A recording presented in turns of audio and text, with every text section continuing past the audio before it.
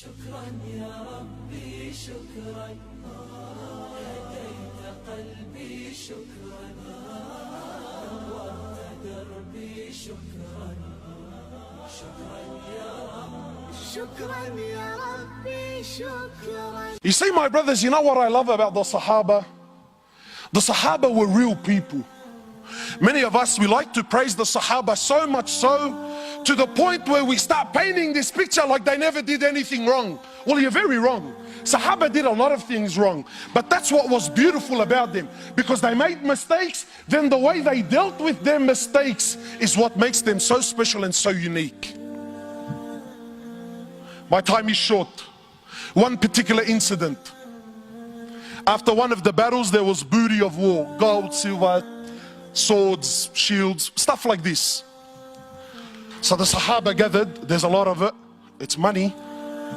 So they started sharing their opinions as to how they should distribute this wealth. And please don't listen to the story for the sheer entertainment of it. Live the story, brother. Try to imagine. I'm not sharing with you Walt Disney fairy tales. These are real stories of your fathers. Why? Not to entertain you, but to learn. Because you know what, my brothers, the truth is, when really push comes to shove, we don't follow the sunnah of Rasulullah sallallahu alayhi wasallam. Deep down, we're gangsters. That's what we are, man. And being a gangster doesn't necessarily mean you got tattoos and you used to sell drugs on the streets. Wallahi, I know Abu Ali's and Abu Ahmed's that are more gangsters than any youngster on the street today can ever be. Gangster with your character and your attitude. We don't follow Rasulullah. We follow people like Tony Montana in Scarface, yeah, and Tupac in Mabarif Shoe, and that's it, brother. That's the way it is, cuz. That's how it is on the streets, brother. What deen is this, man? So the Sahaba, each man gave his opinion. Then Abu Dhar gave his opinion on the matter. For those of you who don't know Abu Dhar is Arab. Yani he makes an Arab feel like he's a non-Arab. You can't be any more Arab than what Abu Dhar was. So Abu Dhar also gave his opinion. Today, mosques. I was in Canada, the brother. Mosques are waiting in courts to deal with the issues. Why? Because, brother, I gave my opinion and this guy disrespected me when we were in the meeting, so now it's me versus him. And mosques are going to war with each other. Why? Who's hit it? Brother, I gave my opinion. What, and he went against me? Doesn't he know who I am? I've been here for 10 years, brother. This guy's only been on the board for 5 years. These are the people that are leading our masajid, mashallah. So Abu Dhar gave his opinion. Then the next person was Bilal radiallahu ta'ala anhu. Bilal is the muaddin of Rasulullah sallallahu alayhi wasallam.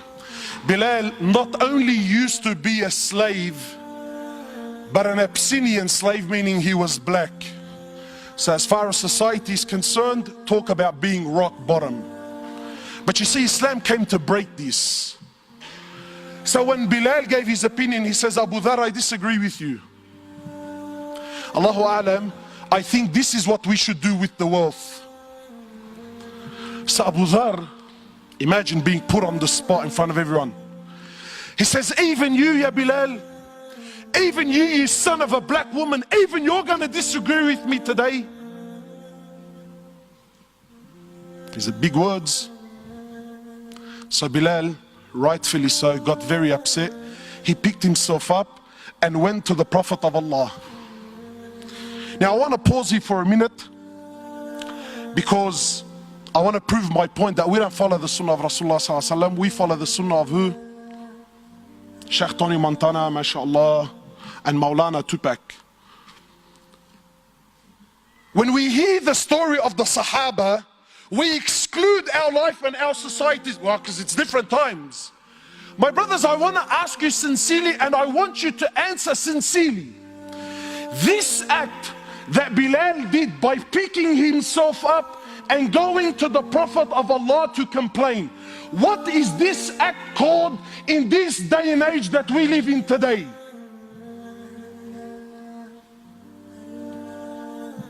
He's a snitch. True or not? Brother, we have a drama. You pick yourself up to go complain. What are you, a woman, bro? That's street language.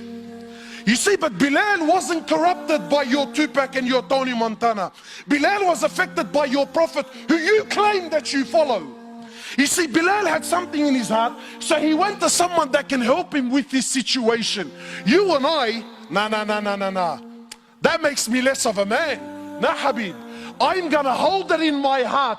For the next 20 years, I'm gonna thrash him, backbite him, wipe the floor with him, slander him with any opportunity that I can get for the next 20 years.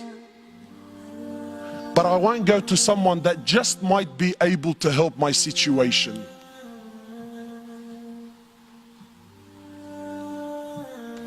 So Bilal goes, he tells the Prophet of Allah. The Prophet of Allah became furious. So the Prophet of Allah, he comes, he goes to where Abu Dharr was, and he grabs Abu Dharr he grabs Abu Dharr. Talk about bridging up. This right now was bridging up. And he grabs Abu Dharr and shakes him and says, Abu Dharr, you are a man that still has jahiliyyah in his heart.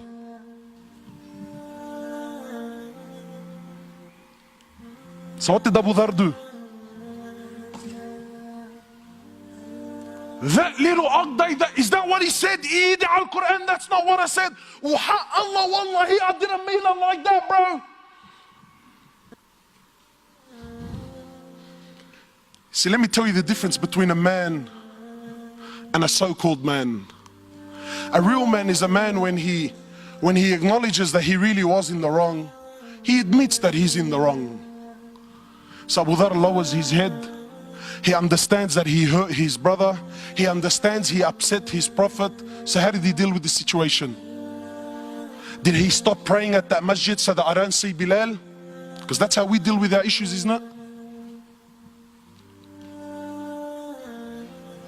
Did he? Abu Dharr radiallahu ta'ala anhu, after acknowledging that he's in the wrong, he picks himself up. He goes into the streets of Medina looking for Bilal radiallahu ta'ala anhu. Then when he sees and he finds Bilal, he goes to Bilal publicly. Leave this with me, publicly, in front of everyone. He goes to Bilal in front of everyone and gets down on the floor and says to Bilal, Ya Bilal, by Allah, I will not lift my head off the floor until you step on it with your foot. And let it be known right here, right now in Medina, which one of us today is the honored and which one of us today, Ya Bilal, is the dishonored one.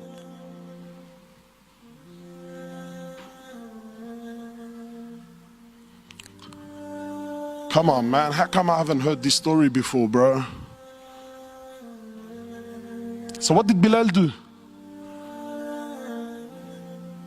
He's vulnerable, he's on the floor, he acknowledged, I told you, bro, I told you I was in the right. What did he do? Wallahi, an opportunity that most of us would love to have with those that hurt us. You see, real forgiveness is to forgive from your heart sincerely, whether you can do something about it or you can't. You see, there are many of us who have issues and dramas with other people, and we paint on the outside that, nah, brother, wallahi, man, I forgive him for the sake of Allah. You little kazzab, you little spinner. The only reason that you claim that you forgive him is not because you really forgive him. The truth is you can't do anything to this guy anyway. So really, by default, by the fact that I physically can't do anything, I disguise my weakness with what? Nah, wallahi, bro, I forgive him for the sake of Allah. But deep down in your heart, deep down in your heart, if you got the news that a bus hit him, your heart will start to do the dabki, bro.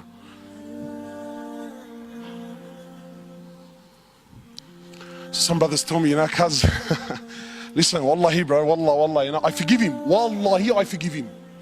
But I don't forget, cuz, Wow, mashallah, really?